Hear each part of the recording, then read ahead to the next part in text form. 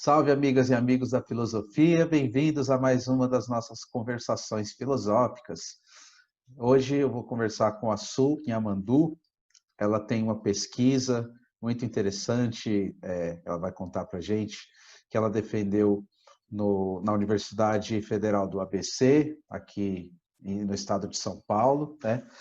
E trabalha com vários autores e propõe conceitos novos, né? O que é sempre interessante para a filosofia, que é uma filosofia que não é só aquela do comentário, né, mas também que propõe coisas novas para que a gente possa pensar. E então é um prazer recebê-la aqui no canal e vou pedir para ela mesma fazer a apresentação do seu trabalho, falar desse conceito que ela propõe, né, e agradecendo a sua presença, então. Obrigada, professor Caio. Eu sou a Sunya Mundu, né? Eu tenho esse trabalho de filosofia e arte que se misturam e um depende do outro, eu acho, muito para existir. E aí sou conhecida como a pornoclasta, que vem justamente desse conceito filosófico que chama pornoclastia. Então, pornoclastia é um conceito guarda-chuva que vem servir como uma rota de fuga à episteme dominante contemporânea, que seria uma episteme neoliberal que o Preciado chama de farmacopornográfica. Ele não usa exatamente o conceito episteme, né? Ele vai chamar de era, que seria uma atualização do conceito de episteme. No próprio Foucault, ele vai mudar para dispositivo, né? Ele deixa de usar episteme e passa a usar dispositivo, que é um pouco mais complexo do que episteme, que ficava num campo mais discursivo, e o do Preciado é um conceito análogo, né? O conceito de era é um conceito análogo ao conceito de episteme, e ele vai basicamente trazer quais são as condições de possibilidade do pensamento na contemporaneidade, que ele chama de hipermodernidade. Então, o conceito de episteme do Foucault, ele traça uma célula de localização histórica, né? Ele é análogo ao conceito de domínio do Kant, então ele trata de um solo epistêmico, que é onde a subjetividade do homem aparece de acordo com as condições que estão dadas nessa episteme, a circunferência ao redor dessa episteme, e aquilo que o homem faz e pensa dentro dessa episteme se dá por conta dessa célula de localização ao redor, que para Foucault é histórica, né? Então, eu acho que o principal projeto do conceito de pornoclastia é traçar uma rota de fuga que fica borderline, né, nas fronteiras do que é possível de ser pensado. Seria um pouco isso. Assim. E daí, então, você tenta construir esse campo para fazer emergir esse novo conceito. Isso. Então, o projeto da dissertação de mestrado foi começar a traçar um plano de imanência, né, como o Deleuze propõe, para o conceito de pornoclastia.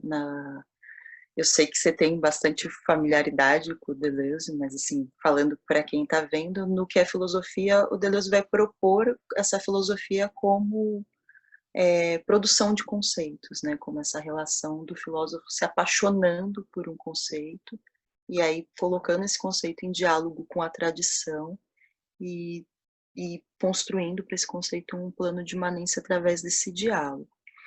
Então, no caso do conceito de pornoclastia, eu acho que os filósofos com os quais ele mais conversa é o filósofo e o Paul Preciado, o Foucault e o Paul Preciado, mas a maneira com que eu estou lendo o Preciado e o Foucault é bastante deleuziana, né? Eu sinto um pouco isso.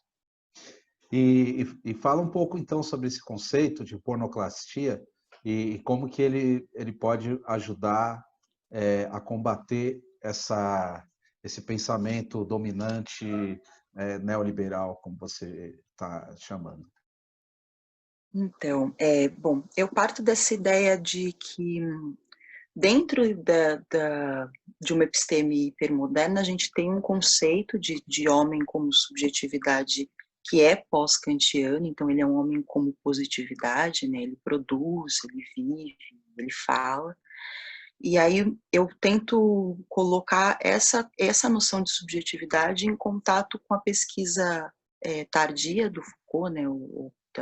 Do terceiro Foucault, como algumas pessoas chamam, que é com relação à estética da existência. Então, como que esse sujeito contemporâneo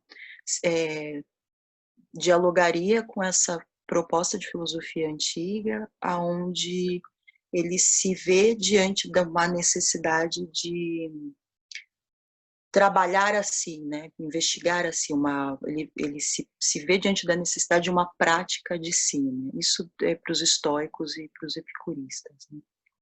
Então, a ideia é que o Preciado ele vai dizer que a gente tem uma condição de possibilidade hoje que é pornográfica, no sentido de que todo mundo acessa a internet, acessa do seu 3G, do seu celular. A internet ela dá um acesso gratuito à pornografia hoje.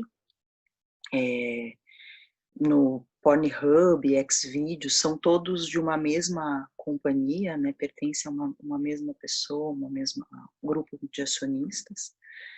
E dentro desses canais existem muitos vídeos que são feitos, em grande maioria nos Estados Unidos, e muitos vídeos que são a reprodução do que essa indústria cinematográfica pornô americana coloca, que são os vídeos caseiros, né? Então, de uma certa forma, a pornografia hoje, de acordo com as estatísticas, né, embora ninguém fale, eu bato uma punheta vendo pornografia, o Google sabe que aproximadamente entre 80% e 88% dos computadores do mundo acessam pornografia. Então, é um número bastante significativo para ignorar o fenômeno da linguagem pornográfica, né? Então, ela acaba operando, de certa forma, como uma estrutura dominante, né, para o Preciado. Ele vai dizer que os nossos relacionamentos são mais do que a sexualidade operar como um dispositivo, como Foucault já vinha dizendo, e o próprio discurso pornográfico fazer parte daquilo que a gente vai poder dizer que é o sexo normal, que é o aceitável. O Preciado vai dizer que a pornografia tem esse papel, digamos, pedagógico, né, no comportamento das pessoas. E a pornografia, ela tem um número também, em média, pelas indicações das pesquisas, mais de 80% dela indicam alguma forma de violência contra a mulher. E ao que essa mulher, no geral, responde ou neutramente ou com uma afeição de prazer, né?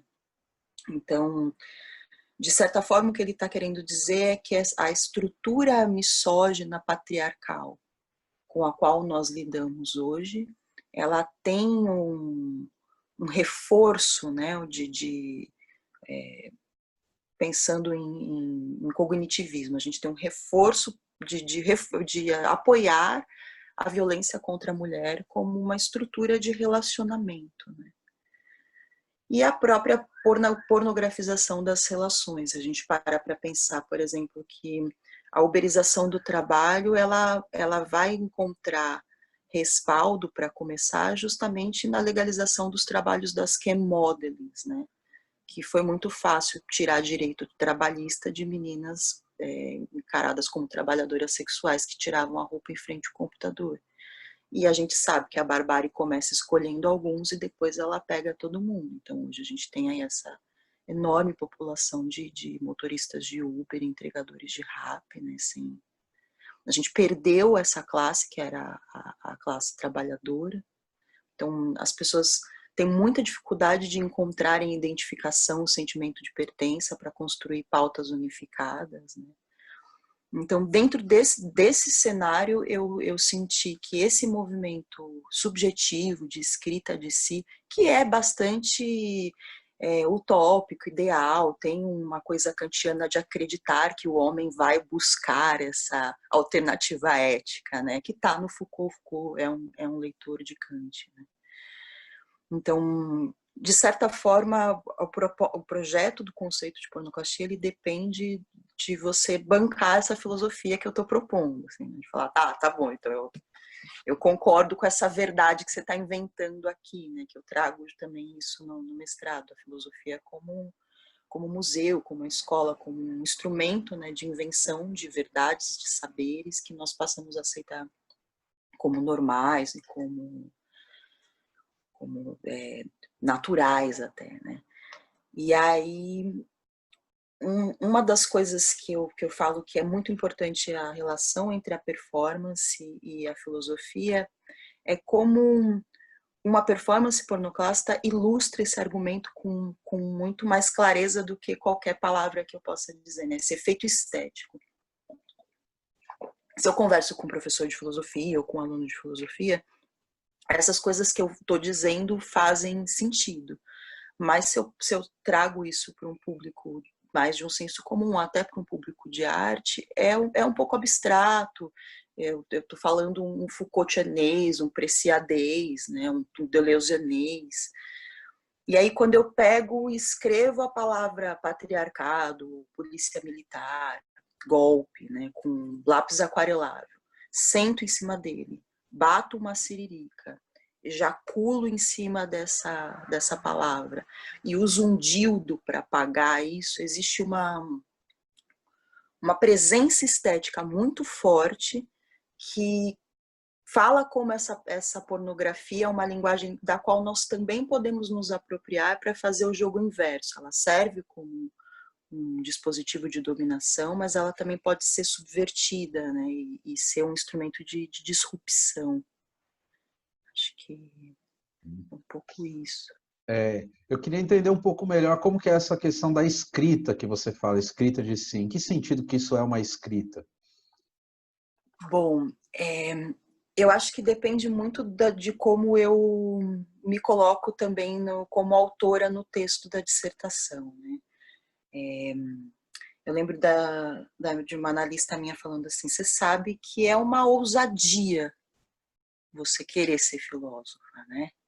Uma menina periférica, afro-ameríndia, criada para ser esposa. Né? Eu sei tricotar, bordar, crochetar, eu faço pão, bolinho. Porque eu fui criada para ser esposa. Então, quando eu sento e passo a escrever, eu estou fazendo aquilo que a Grada Quilomba está propondo, que o Fanon vai evocar, que a Octavia Butler já estava dizendo também, que eu deixo de ser um sujeito falado, né, o outro no discurso do mesmo, para usar o Foucault, e eu passo a ser o mesmo de mim, né? Eu sou um outro que se auto-subjetiva através da escrita.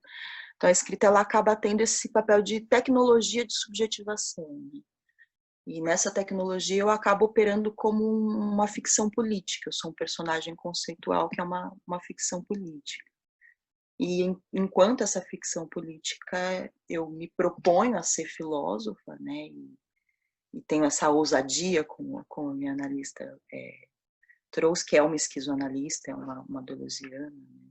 Esse trabalho todo dessa dissertação de mestrado vem desse trabalho com a esquizoanálise, com o processo terapêutico esquizoanalítico, né? E dessa visão do desejo como produção e não como falta. Então, mais de 50% do meu mestrado estava pronto antes de eu entrar no mestrado, porque a gente conhece como a academia se organiza dentro de certos parâmetros epistêmicos racistas, colonizados, heteronormativos, misóginos.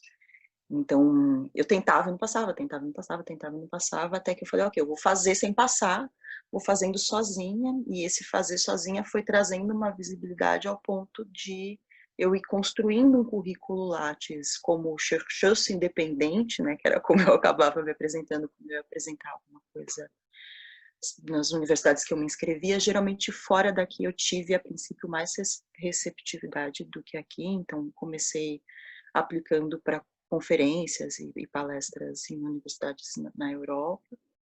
E aí consegui entrar no mestrado aqui. Então, eu acho que a escrita, pensando no Foucault, né, nesse papel a escrita como uma das tecnologias da prática de si, né, e como essa proposta política de eu ser um sujeito que me coloco no mundo e que eu acho que, embora eu não fale muito da parresia ao longo da dissertação de mestrado, eu exercito essa parresia, né, a coragem da verdade, muitas vezes ao longo dessa escrita. Então, a escrita como subjetivação, para mim, ela tá, acho que nesse lugar político de ousar escrever enquanto filósofa, né? Não só como literato, como poeta que eu já tinha feito, mas me impor enquanto essa subjetividade que também pode ser filósofa. E fala um pouco mais como é que foi a organização da pesquisa, e até também da escrita, os capítulos, se você quiser entrar um pouco mais na sua pesquisa mesmo. Eu começo trazendo essa ideia, né, da escrita como tecnologia de subjetivação, e aí eu já vou entrando em seguida no Foucault, então a proposta desse sujeito como possibilidade ontológica, né, e ontologicamente instituída ao mesmo tempo, e esse sujeito como fruto de um determinado período histórico. Aí eu trabalho a ideia da escrita enquanto um projeto de anacorese, mas ainda dentro dessa ideia de falar da episteme e trazer o que ela significa. Aí eu vou trazer um pouco do que é a subjetividade para o Foucault, o que é a subjetividade para o Kant, né? E essa inauguração desse sujeito da modernidade.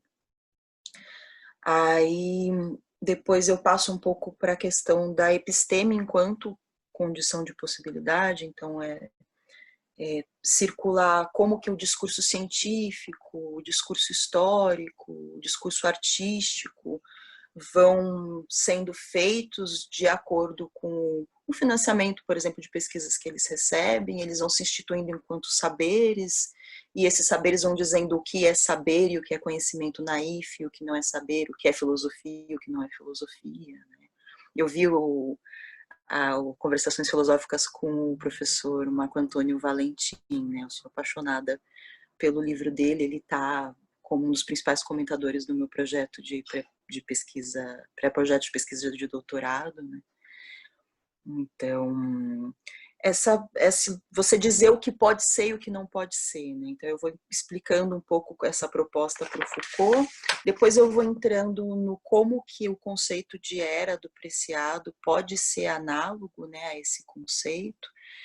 Depois eu trago o que seria essa episteme farmacopornográfica, então as medicações que foram testadas durante a Guerra Fria, e que vão operar como forma de designer de comportamento, porque hoje são medicamentos receitados pelos psiquiatras, então existe aí um apaziguamento da população, né? Você tem um inconsciente que reclama, você está deprimido, você tem uma subempresa de motor dirigindo Uber 12 horas por dia, e aí você tem sei lá, um surto nervoso, aí você vai e toma um remédio. Esse remédio, mais do que te fazer feliz ou te fazer bem, ele vai fazer você se conformar e ser adaptável a esse lugar no mundo ao qual você foi designado enquanto a pessoa que você nasceu, né? Então, trago um pouco isso, e aí também trago essa questão da pornografia, aí trago alguns dados médicos, algumas pesquisas que estudam a pornografia dentro do campo de saúde pública,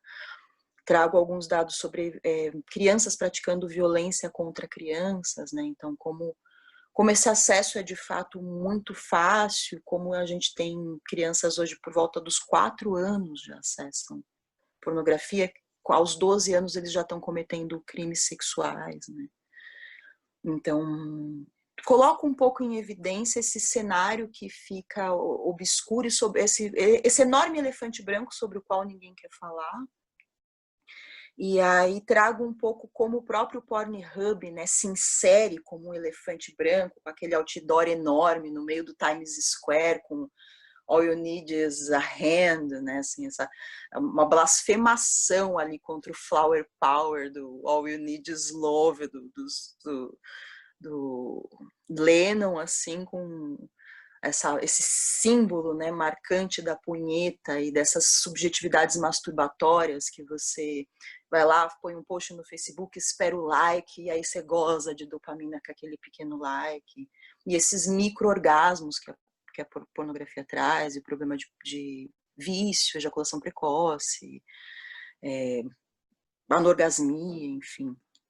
E aí, para depois vir propor, então, né, um movimento dissociativo inesperado, que ao invés de falar vamos ser contra a pornografia, vamos proibir a pornografia, o que eu acho que é utópico, que é inviável, que não acredito como um projeto real diante do que é a internet hoje, e de como a indústria pornográfica, como a quarta maior no mundo a fazer dinheiro, né? O Pornhub é mais visto que o site da Amazon, por exemplo. Então, faz dinheiro quase tanto quanto o tráfico de drogas, quanto a indústria bélica. Então, você não vai destruir essa indústria falando, não gosto de pornografia, porque, inclusive, quem fala não gosta de pornografia é bem provável que seja uma das pessoas que esteja batendo siririque e punheta por pornografia. E aí eu venho trazer a proposta de como se inserir dentro dessa linguagem, né, e transformá-la em outra coisa. Então, existe literatura boa e literatura ruim, existe filosofia interessante, filosofia fascista. Então, por que a pornografia também não pode ser, né, um instrumento disruptivo, um instrumento de escrita de si do outro, né? Então, por que a gente sempre vai ver mulheres... Existe um tipo de pornografia, por exemplo, que chama esporro de latina, que é mulheres latinas levando pênis de homens arianos na goela até vomitarem, por exemplo. Assim. Ou então o botão de rosas, né, que são essas mulheres ganhando penetração anal até o intestino dela sofrer um prolapso e sair para fora ao ponto de parecer um botão de rosa. Assim. Essa menina faz isso aos 24 anos, que é o máximo que uma artista pornô chega de idade, né? E vai passar o resto da vida fazendo cocô na calça. Então, trago um pouco essa problematização e começo a propor uma pornografia que possa ser política, né? Que possa ser um terrorismo poético, como o Hakim Bey evoca, e como a Diana Torres, que ela pornoterrorista, vai dialogar com ele, né? E aí ele chama a Anne Sprinkle, que já vinha fazendo isso desde a década de 60, né? Esse pornô que é feminista e que é ela fazendo os trejeitos dessa subjetividade muito doce, muito meiga da atriz pornô que gosta de tudo. Ela vem trazer questões políticas fortes e mal vistas, malquistas, né? Pelo senso comum. Tem um documentário que chama War, Women's Arts Revolution, e é um documentário que mostra como, de fato, a questão da sexualidade acaba sendo uma arma muito interessante, né, na mão das mulheres para falar do patriarcado, da violência. E aí eu acho que isso acaba fazendo uma ponte muito interessante com o fato de eu trazer a Margarete Rago e a leitura que ela faz do Foucault, a leitura que ela faz da vida da Gabriela Leite como uma proposta de escrita de si, os direitos das trabalhadoras sexuais no Brasil, né? Então, eu sinto que uma das coisas mais interessantes da proposta da pornoclastia é que existe esse trabalho de esquizoanálise que dá suporte para o projeto artístico, para o projeto filosófico. É o meu bebê chorando, o pai dele está fazendo ele dormir. Por isso que eu dei essa desconcentrada. Eu acho que me desculpa, eu me perdi, na verdade, Caio. Tudo bem, tudo bem. Acontece, a gente sabe que pessoal, a gente nessas lives está em casa, né? É até bom que tenha acontecido essa irrupção do externo, né? De fora da conversa, que acho que tem a ver também com tudo isso que a gente está vivendo, né? Muito. Dialoga também com o trabalho da professora Mariana Pimentel, né? A teórica doméstica. Você está lá no meio da live, episteme. Nossa, peraí. Para tudo. Sim, sim. É. Mas você falava sobre, eu acho que a questão, o seu trabalho é muito interessante para mim, é uma das questões, das muitas que ele evoca, que é muito instigante, é como existe uma ascese também, né? Desse bombardeamento que a gente sofre por essa exposição pornográfica, né? E tentar encontrar um processo de subjetivação a partir disso, né? De ascese mesmo, até pelo prazer, que é um dos temas finais do Foucault, né? E ele foi encontrar lá nos antigos essa forma de ascese que depois foi se perdendo, esse rosto foi se transformando e constituindo o que a gente é hoje.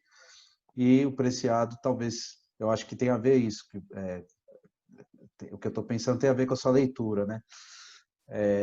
Do Foucault ao Preciado, né? Ou apreciado, eu nunca sei também como que é. Depois que ele virou Paul, é o, né? Certo, para depois não falarem, você não, eu nunca sei também direito como é. Mas então agora vou tomar cuidado, depois virou certo. Até então queria te perguntar sobre ele, sobre a obra dele. Você usa o conceito de fármaco-pornografia. O acréscimo desse radical fármaco, que é também um problema para a filosofia, que muitos autores trabalham desde a antiguidade, disso que é veneno e é ao mesmo tempo a cura. Aliás, bastante atual também esse problema do veneno e da cura, né? Em tempos de cloroquina e em tempos de todo mundo sabe da cura, né? Queria te perguntar sobre essa união do fármaco com o pornográfico, como que você vê isso e essa ambivalência do termo fármaco? Eu acho que o Preciado, eu admiro muito o Preciado como filósofo, né? A ex-mulher dele, a Despentes, fala que ele é o Jimi Hendrix da filosofia, né? E a guitarra dele são as palavras, assim. Ele é um geninho, né? Estudou no Colégio de Altos Estudos, foi aluno do Derrida, fez grandes universidades. E ele dá conta disso, assim, muito genial, porque justamente no farmaco, né, que é a testosterona, que vai criar esse gênero masculino a partir de uma molécula, né? Então a mulher é progesterona e estrogênio, o homem é testosterona, então o gênero ele ganha de fato uma naturalização legitimada na ciência, né? Com isso, mas isso ao mesmo tempo acaba tendo o tiro sai pela culatra, porque a pílula anticoncepcional vira o boom de 1968, 69, liberação da mulher e tudo o que a pílula significou, né, culturalmente. Então, eu sinto que o processo de anacorese, né, de ascese do Preciado, ele está na escrita de si, né, ele está ali se escrevendo enquanto o homem trans, enquanto ele escreve o Testo Yankee, né, o viciado em testosterona. Ele se recusa a fazer isso de maneira legalizada, então ele não aceita o CID, né, da patologização de disfórico de gênero. Então, ele faz como um junk mesmo, então se auto-injetando e se auto-aplicando esse texto. Ele vai fazendo esse diário que tem essa conotação de ficção política, mas ao mesmo tempo a gente não sabe o quanto dali é verdade e é mentira, porque está crescendo barba nele, a voz dele está ficando grossa, ao ponto do passaporte de Beatriz dele já não ser mais aceito nos aeroportos. E ao mesmo tempo é uma coisa muito da sexualidade, né? Não é só o hormônio e o gênero, mas o crescimento do clitóris, o aumento da sensibilidade, né? Tudo que o testosterona acaba fazendo no corpo da mulher. As mulheres que estão na menopausa e tomam testosterona costumam continuar tendo uma vida sexualmente saudável, ao contrário das mulheres que entram na menopausa e tomam hormônios femininos, né? E pensar, o próprio Preciado ele vai trazer uma questão muito interessante, que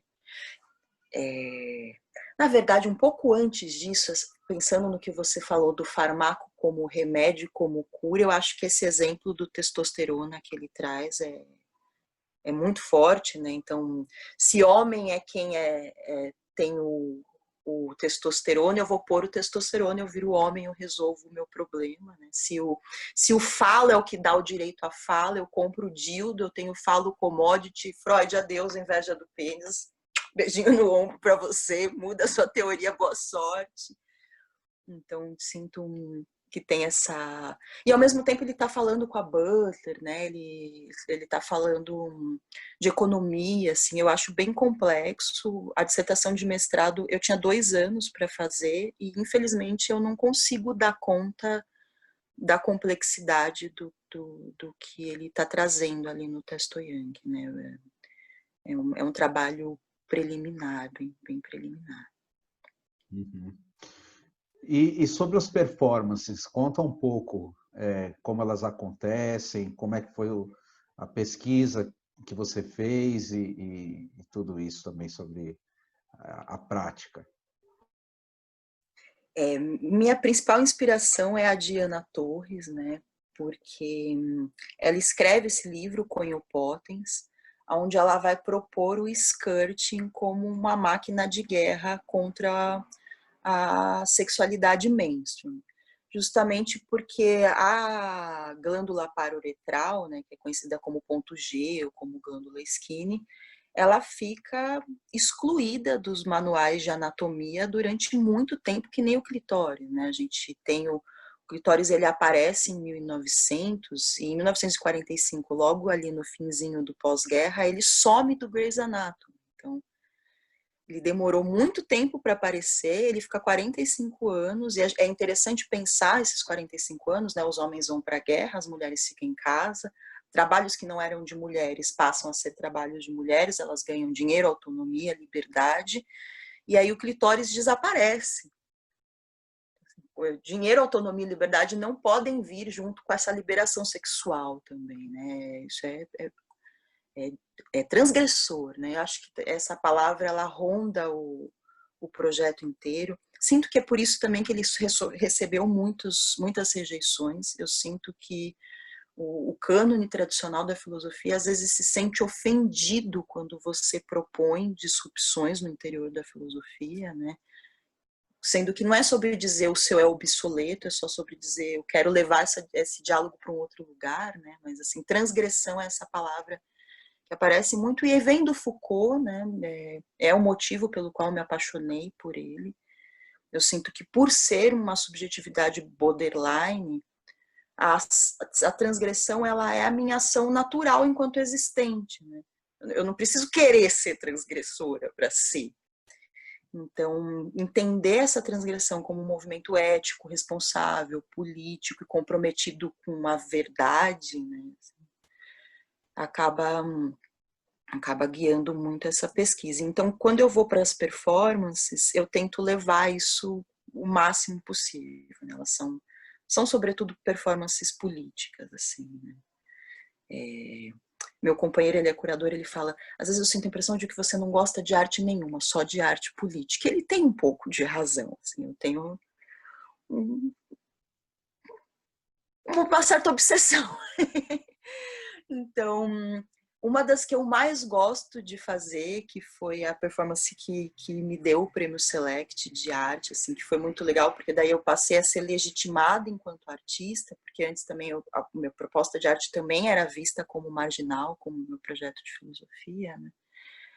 É a Próximo. Então, ela tem uma proposta muito educativa, que é mostrar para as pessoas aonde fica a próstata feminina. Eu gosto de chamar essa glândula paruretral de próstata, justamente para desfazer essa fronteira entre a binariedade do corpo masculino e do corpo feminino, né? Se é um órgão que espelha o mesmo líquido, que é o antígeno prostático, que é o PSA, por que eu vou chamar um de próstata e o outro de glândula paruretral? Para garantir que menino é menina e menino é menino e menina é menina, né? E aí a gente não tem como não visualizar a causa intersexo, né?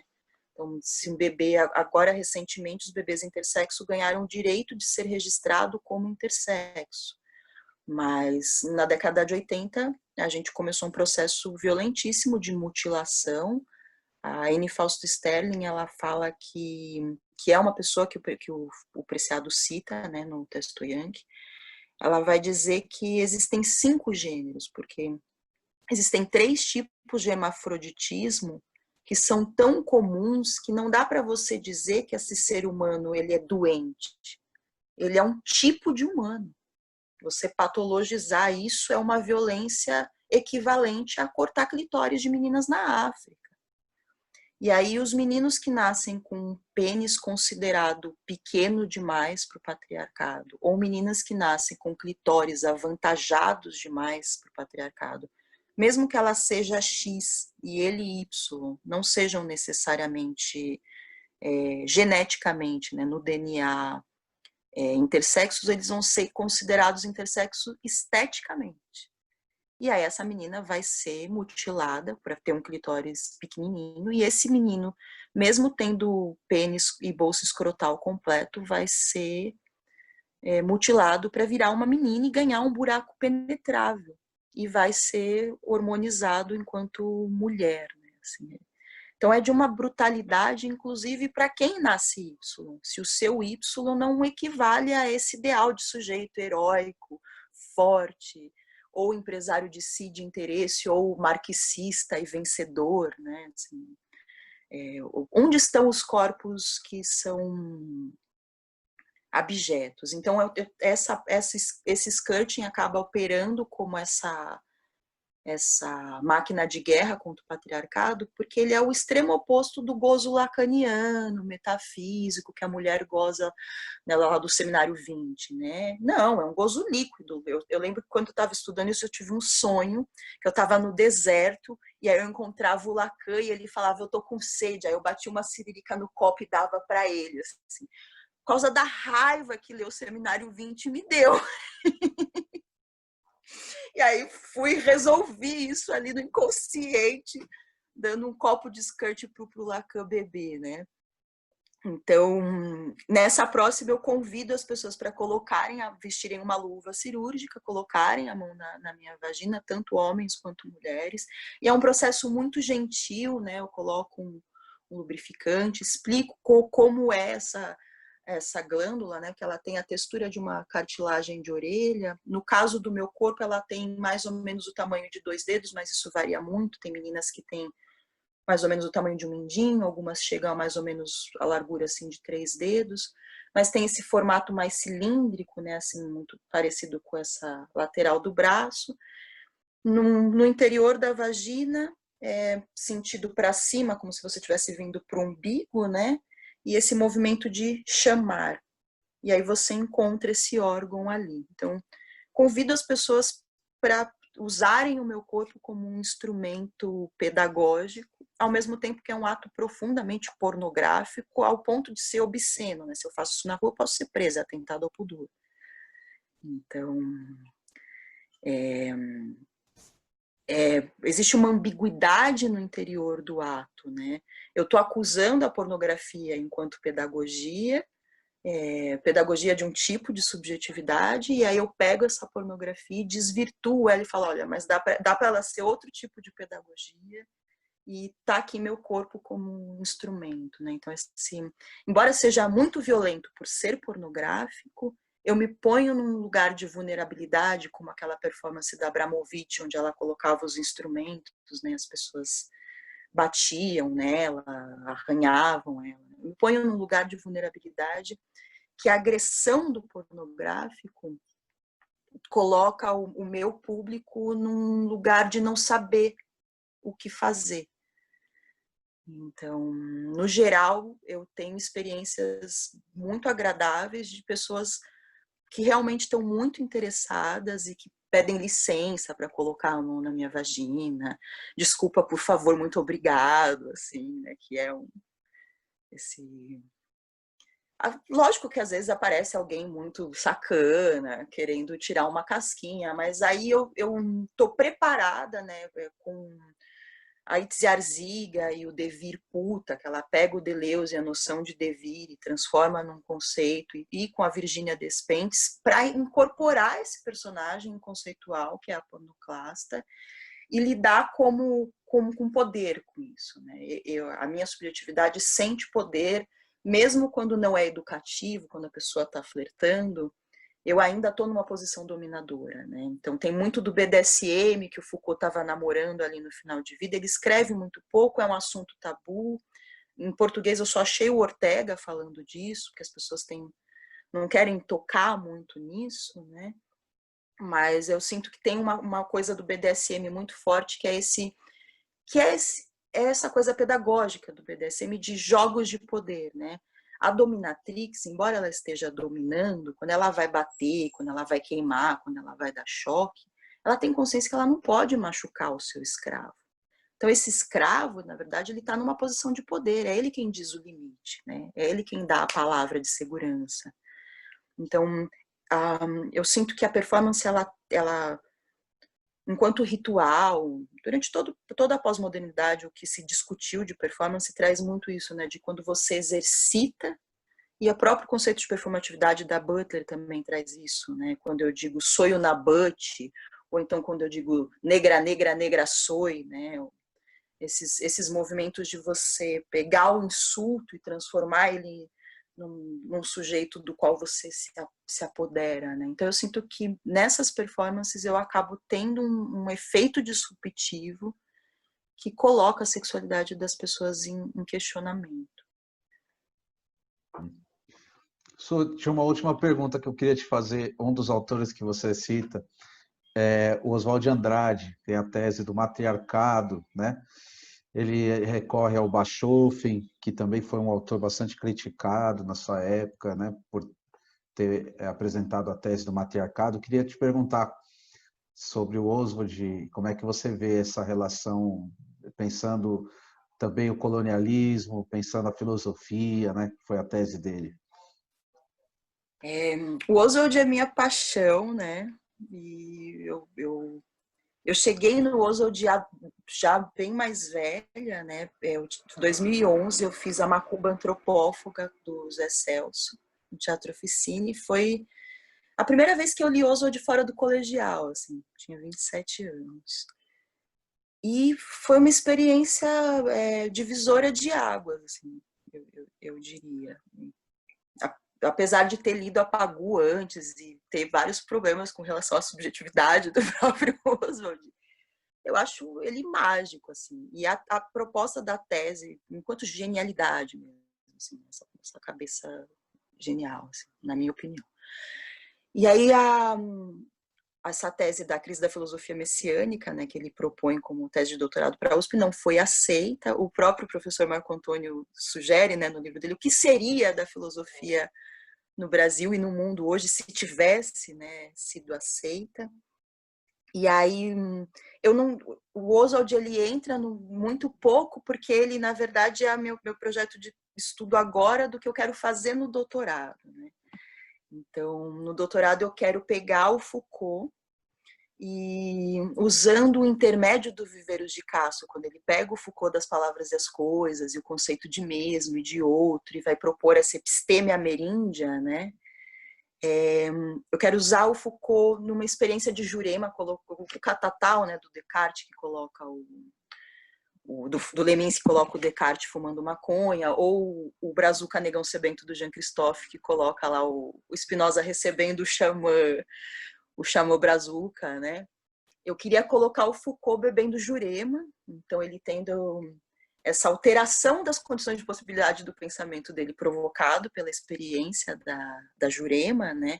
E aí eu consigo trabalhar com os mitos de Fá, ao mesmo tempo que eu consigo trabalhar com os barracões caboclos dos Pataxós, então consigo adentrar dentro de culturas que têm me interessado mais no momento, mas o recurso temporal, né, que tanto o Godard usa, de colocar o Spinoza falando com o Deleuze, quanto o Catatal de pegar o Descartes em contato com a ditadura, né?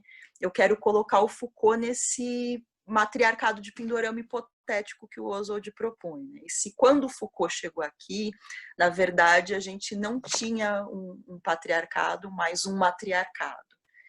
E aí trabalhar com o Bachofen mesmo e com Oswald leitor de Bachofen foi uma tese de doutorado que eu estava lendo recentemente, e a ideia do doutorado é um pouco isso, né? Um Foucault leitor de Oswald.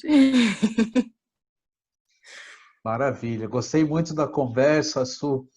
É um trabalho bastante instigante, ousado, corajoso. Eu queria Obrigada. te pedir uma última palavra aqui nessa conversa. Poxa, queria te agradecer muito, porque tem sido muito gostoso para mim assistir as conversações filosóficas durante essa pandemia, assim. É muita energia emocional, né? Você conseguir fazer quantos você falou que já chegaram? Já está em 220 ou 30 conversas. 220, né? E a gente, eu pelo menos, eu fiquei muito desgastada, eu tô tomando remédio, antidepressivo, controlador de humor, porque o medo da morte para mim, da iminência de morte dos meus entes queridos foi demais para mim, né? Assim. E aí uma das coisas que tem me ajudado a dar uma aliviada foi, por exemplo, ver a Cecília Cavalieri, o professor Marco Antônio, estar assistindo aí esse professor Jorge, todas essas pessoas que você tem trazido, e tem sido muito gostoso. E a oportunidade de estar falando com alguém que de fato se propôs a ler e se abrir, porque eu tenho a dizer, porque embora eu tenha professores como o Jorge, como a Mariana, como a Suzy Pisa, que no geral me dão muito suporte, assim, na filosofia, no geral, eu não sou uma pessoa muito grata, assim, pela ousadia, etc. Então, eu sempre muito feliz quando um professor gosta de dialogar comigo e me dá a oportunidade de rever o que eu estou pensando, de repensar também, de mudar de ideia. Legal. Gostei demais mesmo da conversa. Depois, eu acredito que esteja disponível, né, a sua pesquisa para o pessoal depois que quiser ter Sim, tá. acesso. Eu acho que tá no meu blog, mas se não tiver, eu vou subir. Legal, a gente deixa na descrição para o pessoal depois poder acessar, né, para ler a pesquisa. E é isso. Vamos encerrando então por aqui essa conversa. Agradeço muito a Su. O pessoal que assistiu também agradeço. Deixem comentários aí para a gente continuar a discussão depois. E fiquem ligados nas próximas conversações filosóficas. Obrigada, professor. Até mais. Boa noite.